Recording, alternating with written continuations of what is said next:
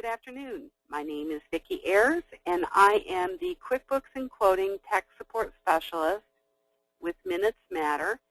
I've spoken to a lot of you getting you set up with your QuickBooks and Quoting and with different tech support sessions, and I'm just very excited to be able to talk about my top 10 best practices for QuickBooks. The very first best practice that I'm going to talk about is to get set up properly. If you've set your own QuickBooks up and you just want to make sure with an accountant or with someone who understands your business that you have set up your item list, the things that you sell in your company, so that they're properly linked to the chart of accounts, which is the basis for all of your accounting. All of those things that are set up in your item list need to be properly linked over here so that everything is being kept track of in the proper place and in the proper way in your chart of accounts.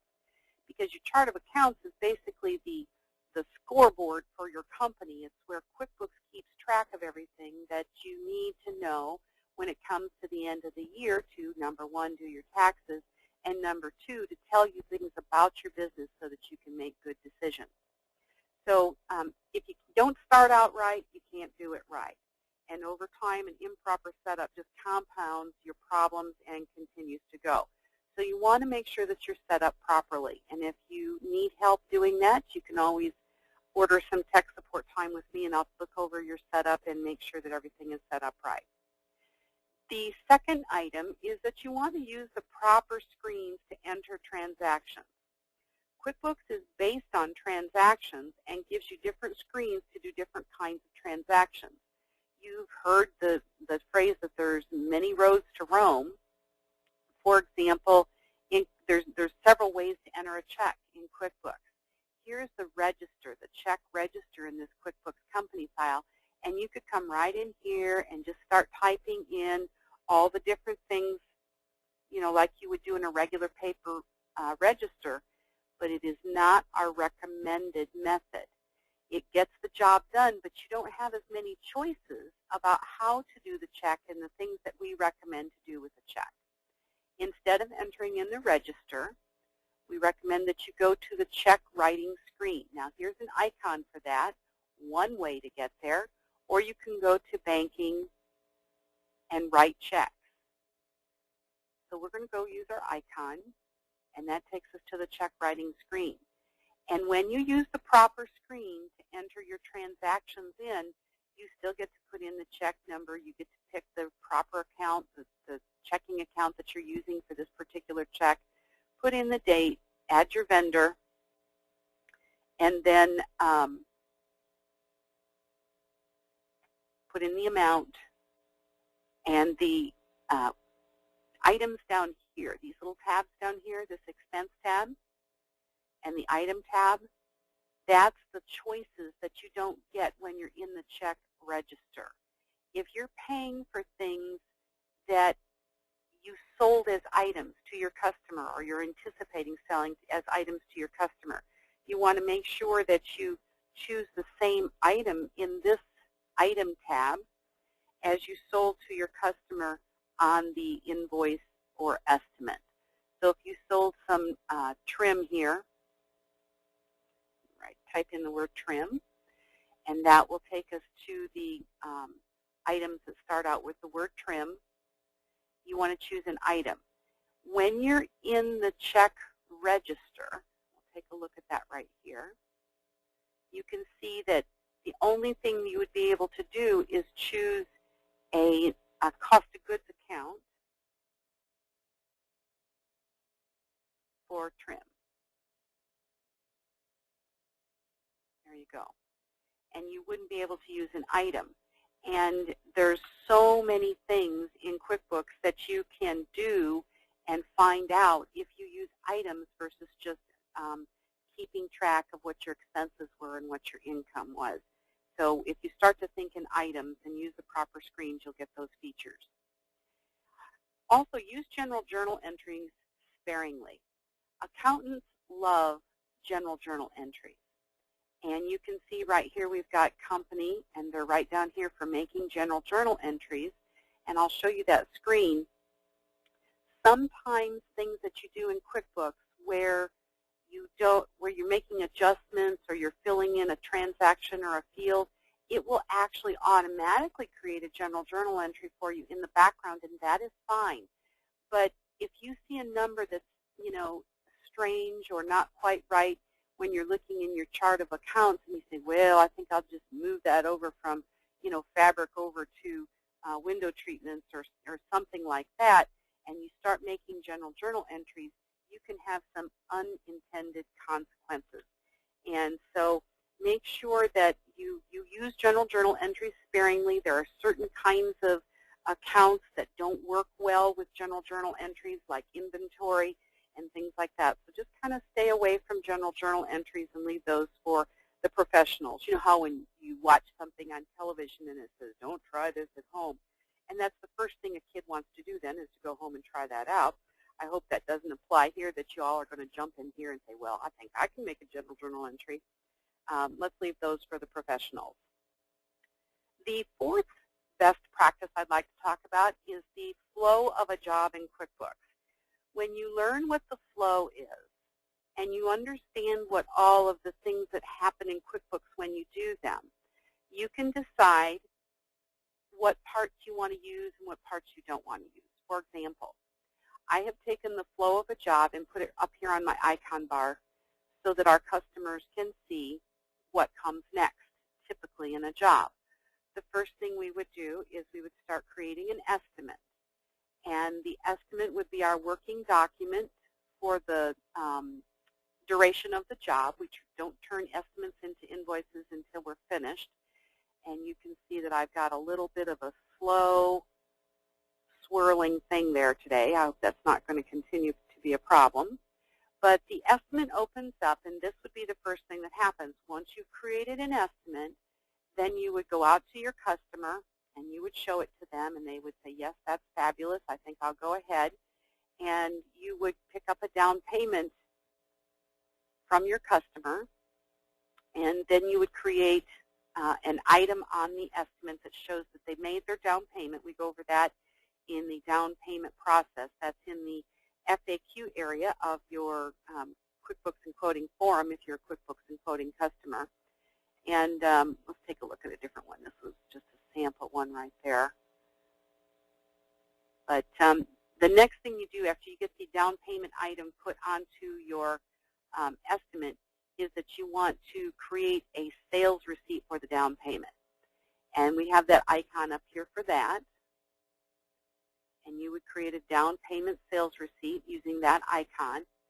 And the money goes and sits then in undeposited funds until you're ready to go to the bank. Because if you pick up money periodically through the week, you don't usually run straight to the bank and throw it in one check at a time. We usually accumulate those. And you want to make sure and accumulate them in QuickBooks so that you can put them onto a deposit slip. And that's part of the job flow in QuickBooks, is to go from the estimate to the down payment receipt to the deposit slip and put all of the items on the deposit slip. And then we see that we have an icon up here for purchase orders. A lot of you do not use purchase orders in your QuickBooks, and that's fine.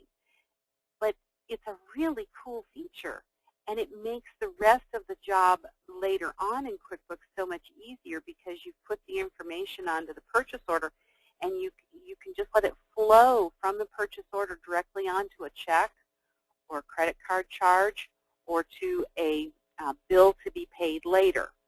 And so I encourage you to try out the purchase order function in QuickBooks and create purchase orders here.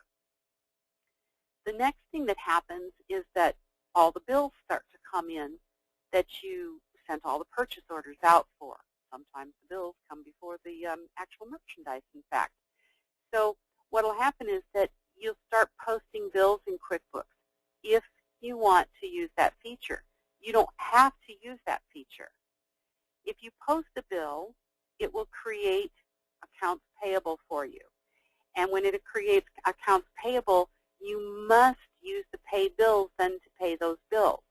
Because if you send into QuickBooks a message, hey, I owe this vendor a certain amount of money and I want to pay them later, so I'm going to come in to pay bills and do that with, then you've created this accounts payable. If you post a bill and then you just go straight to a check and try to write them a check, a little warning will come up, and you should read the warnings. That's one of the best practices that are coming up. But that you don't want to pay a bill without, write a check to pay a bill without going through the pay bill screen. And that screen is right here. We'll see if we can get that to come up nicely, or if it's going to be nice and slow and swirly for me today. So learning the proper flow of a job and understanding how those things link together is really important so that you can decide if you want to do purchase orders. You can decide if you want to enter bills or not. And this is the screen that will come up, that if you've posted bills here, you can check mark all these things off and pay the bills using this screen that's in front of us. Check for unapplied credits.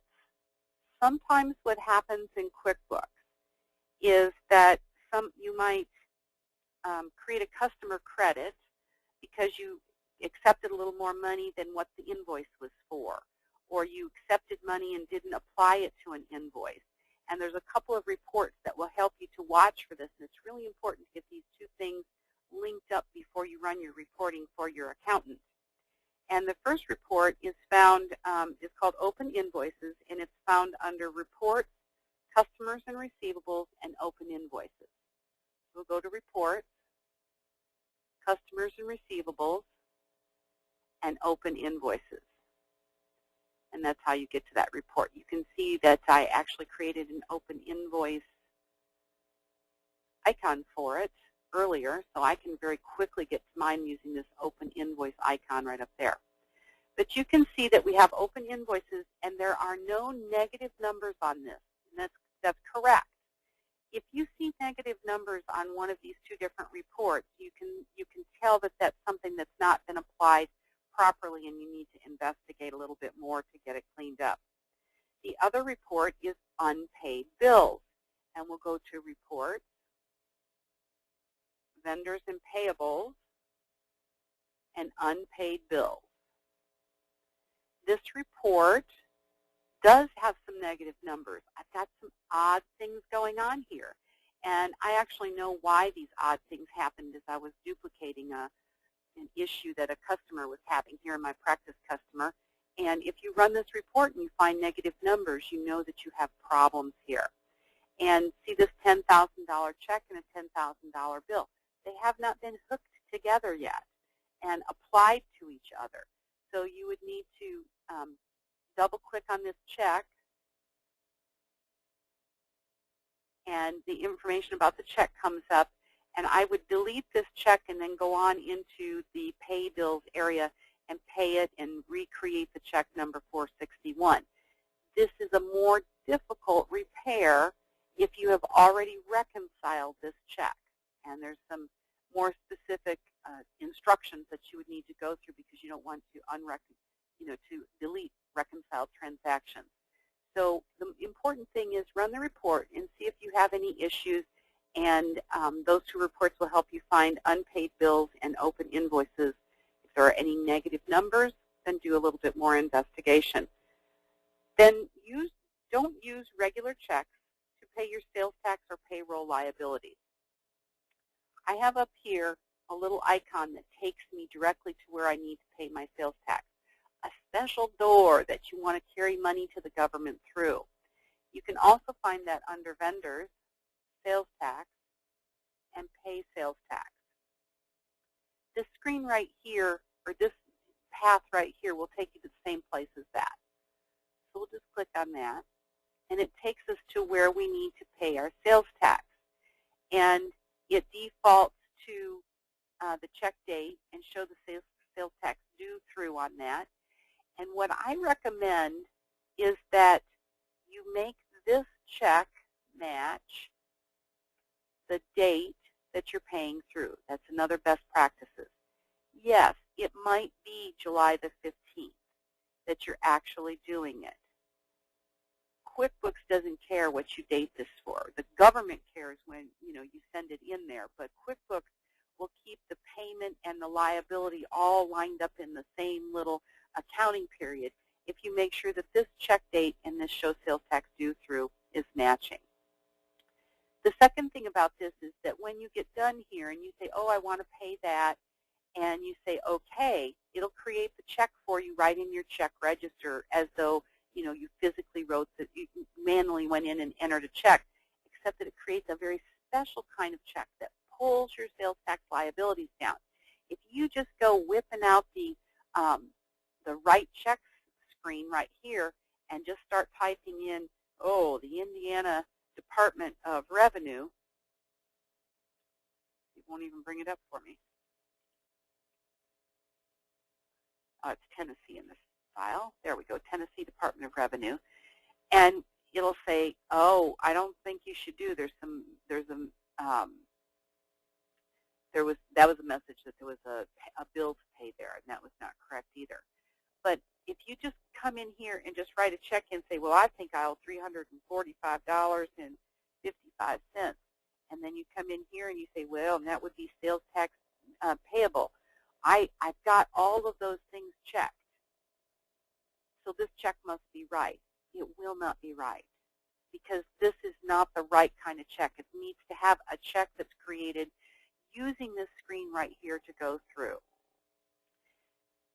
The next thing I'd like to talk about is don't ignore the pop-up warnings. So like this one right here, it's trying to tell you, hey, that's a sales tax liability account, and you're not using the right screen to do that. You should go use the Pay Sales Tax window instead. If you read the messages and don't turn them off, it will keep you from making mistakes in the future. If I click on this and then say, okay, if I try to do the wrong thing next time, QuickBooks will not tell me that I'm making a mistake. So don't turn off the pop-up warnings. Some of the marketing ones, of course, I would turn those off on the Do Not Display. But warnings, you really shouldn't. If you've already turned off some of your warnings, you can go to Edit, Preferences, General, and let's see, bring back all one-time messages. See that? Just put a little check mark in there. And then all of the original one-time messages that came with your QuickBooks will all come back again, and you can turn off the marketing ones and leave the warnings there, pop-up warnings, so that they warn you when you should. So we'll hit cancel on that. The next thing, number 8, backup, backup, backup.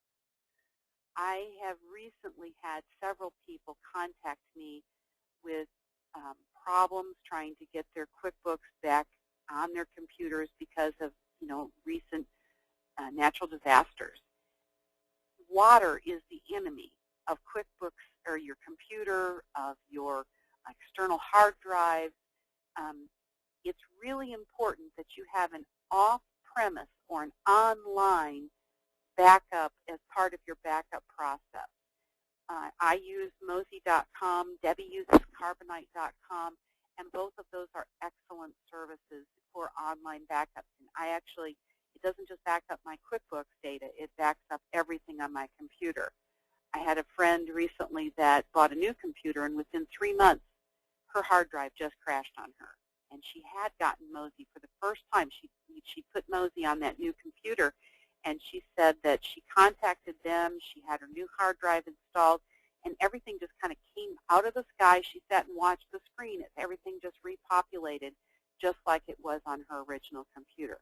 It's a wonderful service, and until you feel the pain, you probably will not really understand how important it is to back up and to back up online. The 9th best practice is that you should use items for your sales and purchases. What I like to tell people is if you buy QuickBooks straight off the shelf from the store and install it, it will help you create a chart of accounts. And it's a good chart of accounts. It might not be exactly what you need, but they will create a chart of accounts with you if you want to just choose an industry, and it'll just make some great big old long chart of accounts, and you'll probably only use half the items, but it will create one. What it doesn't do is it doesn't create an item list for you. You would have this be completely empty and have to build it from scratch. And you would have to make each one of these things that you sell in your store properly linked to the chart of accounts. So now you're having to think a little bit like an accountant. well, if I sell it, I need it to go over here and keep track, and if I buy it, I need to have it keep track over here. So with QuickBooks and Quoting, we populate this for you. If you don't have QuickBooks and Quoting, then each one of these things has to be set up by you. And it's worth setting up because it gives you so much more information with the transactions that you do in QuickBooks. It's kind of like if you bought a box of crayons for your child to take with them to school this week because they started school back up, and the teacher talked to you about a week later and said, well, they're only using the black crayon and the white crayon. I cannot get them to use any of the other crayons in the box. Well, they can draw a picture, but not nearly as good a picture as what you can when you use all of the crayons in the box or if you use all of the features in QuickBooks. And this item list and using items is what will give you a better picture, more information at the end of the year. So if you start to think in QuickBooks on an item level, you can stop thinking about accounting so much, and you can just say, well, I sold this and I bought that. And if when you use items, then all of the accounting happens in the background without you having to think about it, and it gives you a method of getting a lot more information out of QuickBooks later on. So I highly recommend that you start using and think about QuickBooks in terms of items that you buy and you sell. The last best practice is that you continue your education with QuickBooks. We all have to do accounting, like it or not. It's required by the government to report accurately. The more you know, the easier it becomes. Learn systems and processes that will automate what you do. And the more automated it becomes, the more routine it becomes. The more routine it becomes, the less you have to think about it. And so you want to have a basic understanding of what's happening in QuickBooks and then be able to create a process that you do the same thing the same way every time, and then you don't have to think about it so much. I'm going to be teaching a 4-week coaching program with Window Fashions. It's a WFCP credit class. It'll be in January. Not too far away to start thinking about getting off to a good start at the first of the year with your QuickBooks. And that coaching program, you can find out about that on the Window Fashions website very soon, and we'll also be sending out some information about it. So, you know, continuing your education with these monthly webinars that are free is a great way to keep on top of QuickBooks, get more familiar with it, learn the parts and the pieces that can help you in your business. Debbie, do we have any questions today? Vicki, can you hear me? Yes, I can. Okay. You never know, so I have to always ask. I just had a question about, do you have a preference on Mozy or Carbonite, and why? When I started, you were using Carbonite for a long time before I got my online backup. And I went with Mozy at the time because they had a little feature where, let's see if I can find that on my document folder. Oh, and look, everybody got an opportunity to see my grandchildren. Oh, you did that on purpose, didn't you? I hate for everybody to not get a chance to see my grandchildren. I know it. I'm looking for the check mark. Are you talking about the little dots? Yes. And Carbonite does that too. And well, and I'm not getting it to come up right now, but let's go to QB data down here. I think they'll be there. See the little green check mark there on all these? It doesn't show up on folders. It shows up on actual files. Right. At the time, Mozy had that and Carbonite didn't. But, of course, Carbonite got it very shortly after that. They are both excellent online backup programs. And so I think that either one would be fine. There is a service that is free for QuickBooks backups only. I recommend it because if you don't want to spend the money to get the Mozy and the Carbonite, which it really is, it's a very minimal fee. Isn't it like $8 or $9 a month, Debbie? Yeah. It's so small that I can't even remember how much it is because I just pay it annually, and it doesn't come to mind, but it's not very expensive. But Gilware.com is an online backup service that if you sign up with him, he will back up online your QuickBooks files for free. And I've heard excellent results. Now, he's doing that because he wants you eventually to sign up with him for his full backup online for your whole computer, and I do really recommend it. I will probably eventually move over to his service. I just haven't done it yet because in my area with my internet speed, it takes me quite a while to do that, and I just haven't taken the time to do it. But his restoration process and the way that he backs up, I think, is even better than Mozy or Carbonite. So Gillware, Gillware, tell him that I sent you in his direction. He will back up your QuickBooks files for free online, and of course, then he'll want you to investigate his other services after that. But there's no obligation if you decide you just want to do the QuickBooks. But frankly, I would be more upset if I lost all of my photographs, more so than even my financial records. Well, so, I think both will put you in having to take pills because you're so stressed over it. It's very upsetting. If you've not had it happen to you and you don't think it will, it's coming. At some point, you're going to have a hard drive crash, and I've seen people already post, can you tell I've already had another hard drive crash?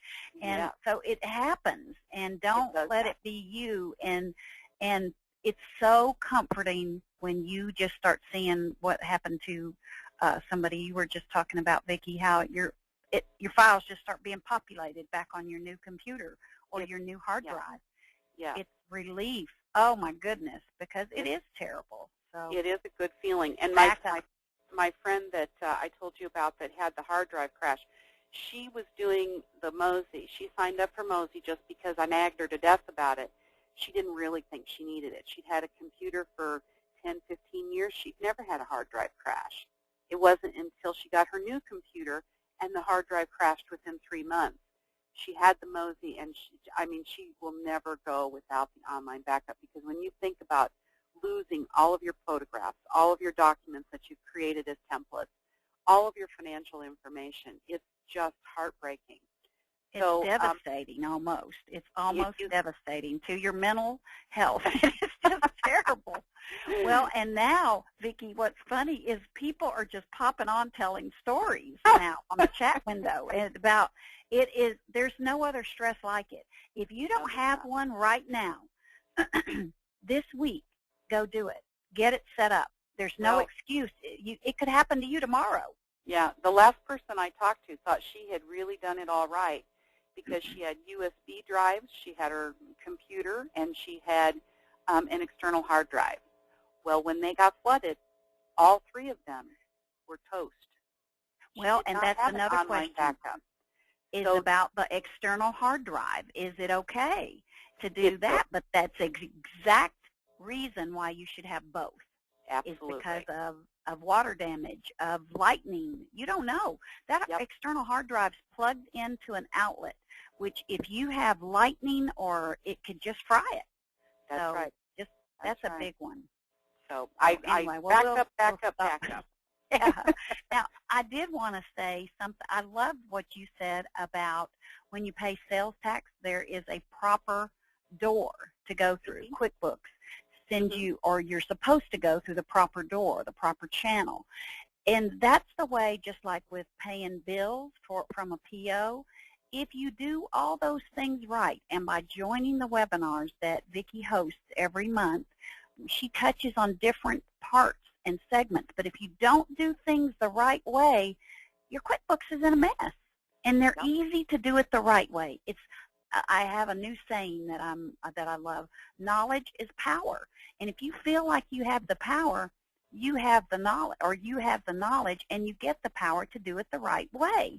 And you want to keep doing and going through the proper door in QuickBooks. And there is a right way and there's a wrong way. And writing a check just willy-nilly in QuickBooks is wrong to pay sales tax, and you'll mess up your sales tax. That's right. Anyway, I wanted to give you a shout-out for that about the right door. Go through the right door. and that's why I like to create the icon for it. And in most QuickBooks company files, I like to see the report for sales tax liability and the sales tax icon just kind of right here together, so you know, yes, I'm going to run my report to see what I need to pay and get my sales numbers from it, and then I need to go through this door to carry the money to QuickBooks or into the government. So you can get to it with the little menus up here, but I really like having the icon for that. Do we have any other questions today? Well, there's one more from, well, no, a couple more are coming, but Connie asked, how do you make, and you can just show this briefly because we try to stay on, but this would be a proper door if you have the Premier version of QuickBooks. She asks, or Connie asks, how do you make a purchase order from an estimate? Oh, you know, I don't have a really large fabrication business anymore because of the fact that I do so much QuickBooks work, but as little as I do, I would never give up my Premier for this because of this one feature.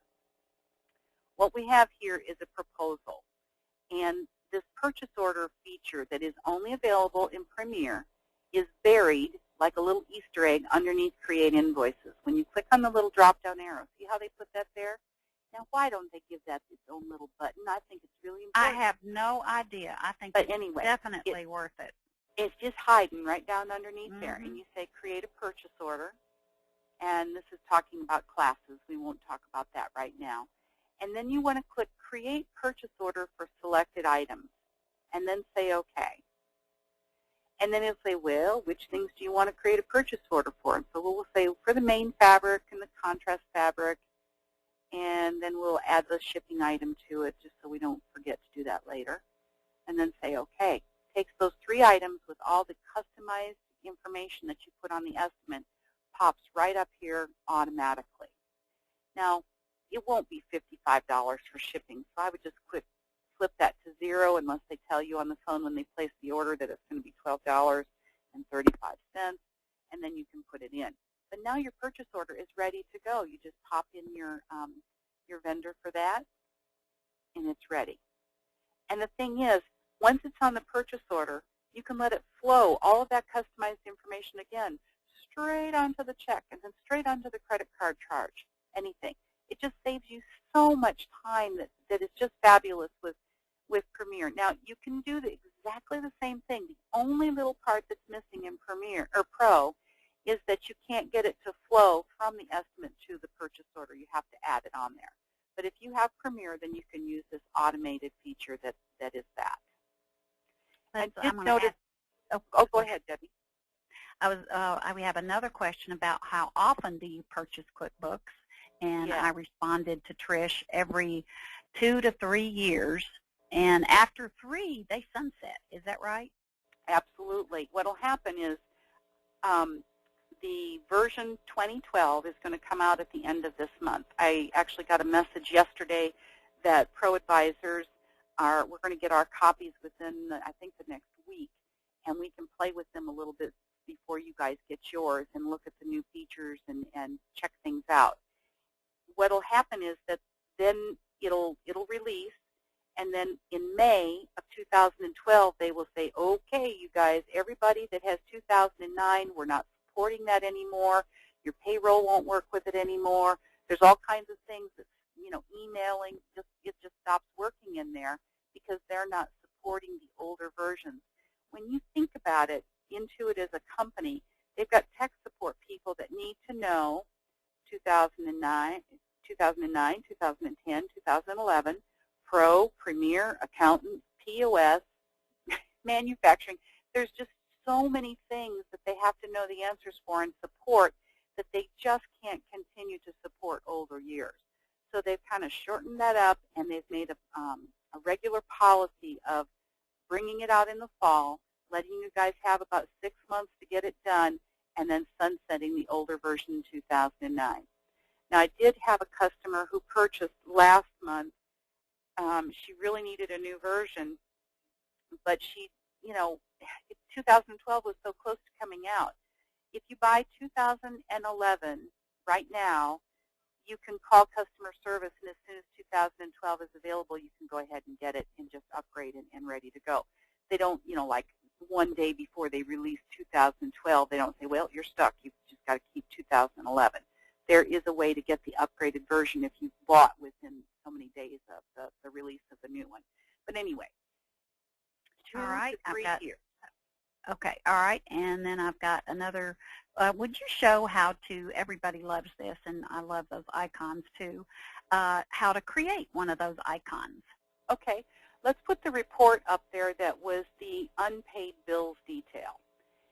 Most things, if you have them up on your screen here, you can go to View and add unpaid bills detail to icon bar. There's just Everybody a couple watch of that. things. Vicki, show it one more time. You have to have the window open of the icon you want to create. Yes. So Vicki's got the report open. I have this report open so I can go to View and add unpaid bills detail to icon bar, and then I'll just click on that. And then it says, well, what would you like the label to say? And I'm going to say unpaid DET, because when I hover over this icon, I'll be able to see the detail down here, but I don't want it taking up so much room on my icon bar. And I've got my resolution set kind of high right now, so there are a few things already falling off my icon bar. So I'll say OK, and if I go over here and I just kind of hover on this little X, see the things down here that have fallen off to the side, and there is the unpaid detail. Now, if they're sitting up here on the icon bar and you hover over it, you get the longer description in addition to the little label that we created. For example, here where it says Customer Center, when I hover, it says, oh, view and manage your customers. Well, if I had all that typed out, I'd only be able to get like 4 or 5 icons on my icon bar. So I shortened up these little labels that come with it so that I can fit more things on here. And when my resolution is set for normal, all of my icons actually show up on my icon bar. So get it open on your screen, go to View, and add whatever it is to your icon bar. All right, and we've got one more question. And let me see if, Janet, you're the one asking this question, so if I don't get it right, type in, or if we don't understand exactly what you asked, type in again and clarify more. Janet asked, what do you do when you use your checking account and use it for a credit card? And then what confused me, that's the only part that confused me, was in parentheses she put POS. So I'm wondering if she uses POS. I think that she's talking about using a debit card. So it feels like a credit card transaction when you're at the register, but they take the money out of your checking account. And this is what you want to remember in QuickBooks. If it walks like a check and it talks like a check and it smells like a check, it's a check. So if you do something at a debit machine or an ATM or an online and it pulls money out of your checking account, QuickBooks just knows that that's a check. And so when you go to enter that check in, you'll of course use this screen, and you could put in here debit or POS. Whatever language tells you how that thing happened, this check happened. This particular, of course you wouldn't be doing Tennessee Department of Revenue, but this field that says the check number, you can put words and numbers in there so that it reminds you, oh, I went online and I did that, or I was at a debit machine and did that, or I pulled money out of my ATM and did that. And so if it walks like a check, talks like a check, smells like a check, it's a check. All right, she is okay, she's saying thanks, so that did answer. And she was using POS, so she is using point of sale QuickBooks.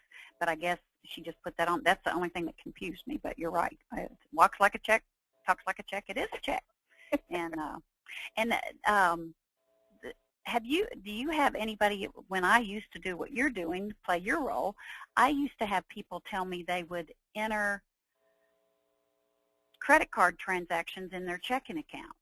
Did you have you had any, or maybe people have gotten past that? Well, no, because I'd probably be horrified, but maybe they're just afraid to tell me. Well, or they've gotten used to QuickBooks. This is back a while ago, so maybe QuickBooks was new at that point. When you enter checks in and you indicate the bank account here, it will create everything that you enter in this little check screen. It will create a register that looks just like the little paper register that we used to carry around. I have not carried around a paper register for, I don't remember how long now, at least 15 years. And yeah, because it I seemed bet, like yeah. duplicate work to me to try to keep them both, saying the same thing. And so the checks will create a register. When you use the credit card entry screen, here's where you put in all the individual charges. And then you tell QuickBooks, well, why did you charge something? What did you buy? What item did you pay for? Or what kind of general business expense did you have? You tell that down here. And it creates another register, just like your checking register, only it's keeping track of how much money you charged. So if we go to my chart of account. Control R does it too, Vicki, right where you are. And then right here is the register that started being created for the Citibank Visa, all the charges that happen and all the payments that get made. So these registers are created for each kind of account that you have. And I have not seen people entering credit card charges into a bank account. That's a new one for me. Well, hopefully you won't ever see that. Because I was shocked. A couple people asked me that in seminars when I was doing them. But it's been a while. I do think we have a much more savvy QuickBooks user than we had even 5 years ago. I do too. I think people are understanding QuickBooks quite a bit more. And with your help, they're really coming along. So, well, thank you. All right. I think that's all the questions that we've handled today. I mean, that's, oh, wait, here's one more. I'm using 2009 Pro. Now, you're about to be sunsetted, so in May. In May. She'll have about, 6 months. Right. Well, right. almost 9 months, actually. When I receive deposits, I cannot get a detailed credit memo, only generic one that does not allow me to make any entries. When I receive deposits, I can only get a credit memo is not the transaction that I would use if I were accepting a down payment from a customer. I would like for you to email me at Vickie, V-I-C-K-I-E, at minutesmatter.com, and I will give you some more detailed information about how to process a down payment in QuickBooks, what our recommended method is for that. And if you're a QuickBooks quoting member, there's actually on the forum, there's a typed out copy of that process in there that you can look up. But if you could send that question to me off on regular email, I'll get back with you to talk about how to do that. That might be a good topic sometime. We did it several years ago, but I think it'd be a good one again. But I think it would be a good one to refresh because some people go, oh, I wasn't doing it quite that way. So yep. I'm going to show you one more very cool thing before we say goodbye. See all these open windows I have here? I can just flip back and forth between all of them. It's a great way to work and not be opening and closing all your screens all the time. But did you know you can go to the window menu, choose close all, and boom, boom, boom, boom, boom, boom. They all go flying out. Some of them will have messages saying you need to save, and they're all closed. So that's just a little freebie today. I appreciate everybody coming out today and taking time from your busy days. I know everybody's busy. And learning some more about QuickBooks. And if you have any questions, remember that you can email me at Vickie, V-I-C-K-I-E, at minutesmatter.com. Thanks for your help, Debbie. Bye. See you guys later. Goodbye.